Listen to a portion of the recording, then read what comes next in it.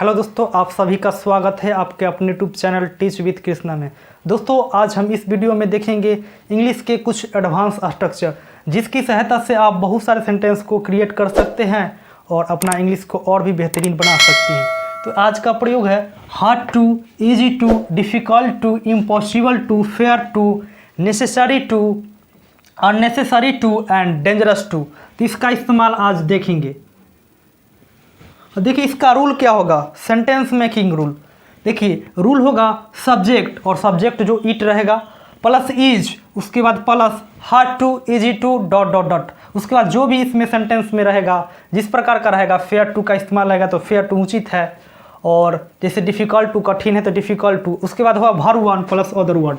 आप इसका हिंदी मीनिंग जान लीजिए। हार्ड टू इसका मतलब होता है कठिन है, मुश्किल है। इजी टू यानी आसान है। डिफ़िकल्ट टू यानी कठिन है, मुश्किल है। इम्पॉसिबल टू यानी असंभव है। फेयर टू माने उचित है, सही है। नेसेसरी टू माने जरूरी है, आवश्यक है। और अननेसेसरी टू मीन्स जरूरी नहीं है, आवश्यकता नहीं है। डेंजरस टू यानी खतरनाक है। तो चलिए पहला देखते हैं हार्ड टू का इस्तेमाल। कठिन है, मुश्किल है, इसका हिंदी अर्थ होगा कठिन है, मुश्किल है। और यहाँ पर सेंटेंस है इस समस्या को सुलझाना कठिन है। इस समस्या को सुलझाना कठिन है। तो देखिए इसको कैसे अंग्रेजी में अनुवाद करेंगे। सबसे पहले क्या लिखना, ईट।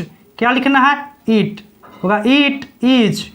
उसके बाद देखिए कठिन है तो क्या होगा, hard to. It is hard to, hard to. उसके बाद है वर्ब वन, यानी क्या है, इस समस्या को सुलझाना कठिन है। इट इज हार्ड टू क्या, सॉल्व। सुलझाना का स्पेलिंग क्या होगा, सॉल्व। और इस समस्या तो क्या होगा, दिस प्रॉब्लम, दिस प्रॉब्लम। इस प्रकार इसका अंग्रेजी अनुवाद हो जाएगा it is hard to solve this problem. इस समस्या को सुलझाना कठिन है। चलिए नेक्स्ट सेंटेंस देखते हैं। बच्चों को पढ़ाना आसान नहीं है। बच्चों को पढ़ाना आसान नहीं है, इसका अंग्रेजी अनुवाद होगा, लिखेंगे it is hard to, hard to. और वर्ब क्या है, पढ़ाना। It is hard to teach. और बच्चों के लिए क्या हो जाएगा, kids. It is hard to teach kids. बच्चों को पढ़ाना आसान नहीं है। तो आप इस प्रकार ट्रांसलेट कर सकते हैं। चलिए नेक्स्ट स्ट्रक्चर है इजी टू।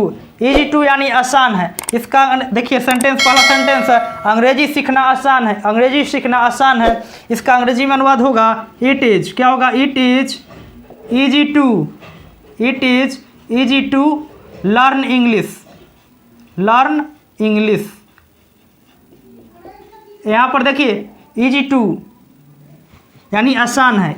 उसके बाद चाय बनाना आसान है। चाय बनाना आसान है, देखिए लिखेंगे फिर it is easy to, easy to. और वर्ब क्या है, चाय बनाना। It is easy to make tea. It is easy to make tea, चाय बनाना आसान है। चलिए नेक्स्ट सेंटेंस देखते हैं। अगला स्ट्रक्चर है डिफ़िकल्ट टू, यानी कठिन है, मुश्किल है। आजकल नौकरी पाना मुश्किल है। आजकल नौकरी पाना मुश्किल है, तो इसका अंग्रेजी में अनुवाद होगा इट इज, क्या लिखेंगे, इट इज। उसके बाद मुश्किल है, क्या होगा, difficult to. It is difficult to, difficult to get job, क्या होगा, गेट ए जॉब। आजकल का स्पेलिंग क्या होगा, दीज डेज, दीज डेज। इस प्रकार इसका अंग्रेजी अनुवाद हो जाएगा it is difficult to get a job these days. आजकल नौकरी पाना मुश्किल है। चलिए नेक्स्ट सेंटेंस, चीनी भाषा सीखना कठिन है। चीनी भाषा सीखना कठिन है, तो इसका अंग्रेजी अनुवाद होगा it is difficult to, it is difficult to learn Chinese language, learn Chinese language, Chinese language. इस प्रकार आप आसानी से अनुवाद कर सकते हैं। It is difficult to learn Chinese language, चीनी भाषा सीखना कठिन है। दोस्तों देखते हैं कुछ और स्ट्रक्चर। अब नेक्स्ट देखेंगे डिफ़िकल्ट टू के बाद क्या, impossible to, fair to, necessary to. चलिए देखते हैं दोस्तों। तो देखते हैं हमारा नेक्स्ट स्ट्रक्चर है इम्पॉसिबल टू, यानी इम्पॉसिबल टू मतलब होता है असंभव है। चलिए फेयर टू यानी उचित है, सही है। और नेक्स्ट है नेसेसरी टू, यानी जरूरी है, आवश्यक है। तो देखिए पहला सेंटेंस है उस प्रश्न का उत्तर देना मेरे लिए असंभव है। उस प्रश्न का उत्तर देना मेरे लिए असंभव है, तो इसका अंग्रेजी अनुवाद होगा, लिखेंगे इट इज इम्पॉसिबल टू, क्या होगा, it is impossible to answer that question. चलिए नेक्स्ट सेंटेंस, तुम पर विश्वास करना असंभव है, तुम पर विश्वास करना असंभव है, तो इसका अंग्रेजी अनुवाद होगा it is impossible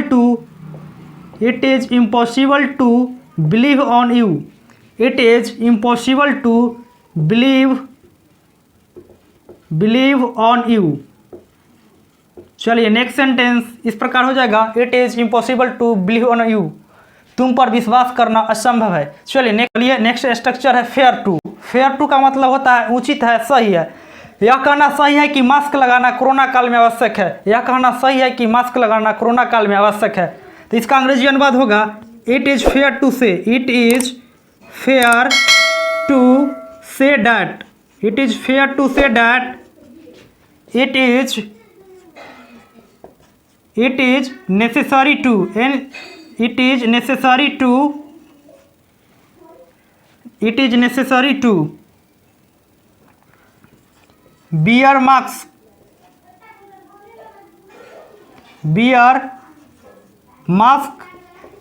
in the pursuance of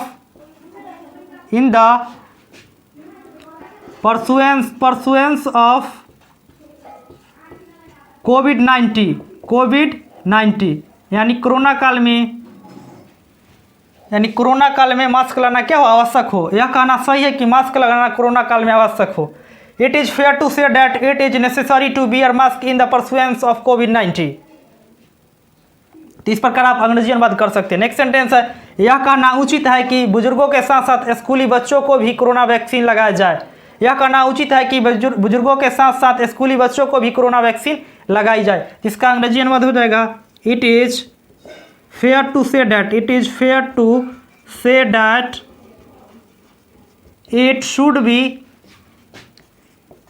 it should be inoculated school goer children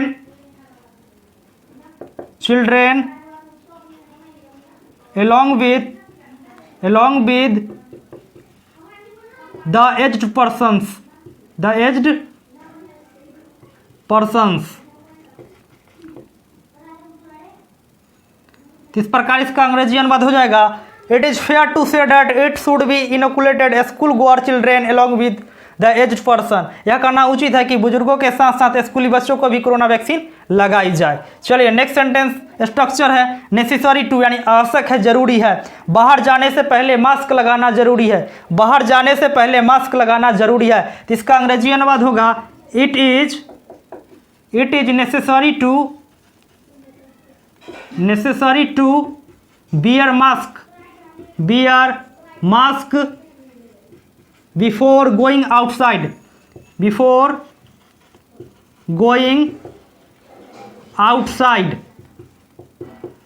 तो इस प्रकार इसका अंग्रेजी अनुवाद हो जाएगा बाहर जाने से पहले मास्क लगाना जरूरी है। It is necessary to wear mask before going outside. चलिए नेक्स्ट सेंटेंस भविष्य के लिए पैसा बचाना जरूरी है, भविष्य के लिए पैसा बचाना जरूरी है। क्या होगा अंग्रेजी अनुवाद it is necessary to save money for future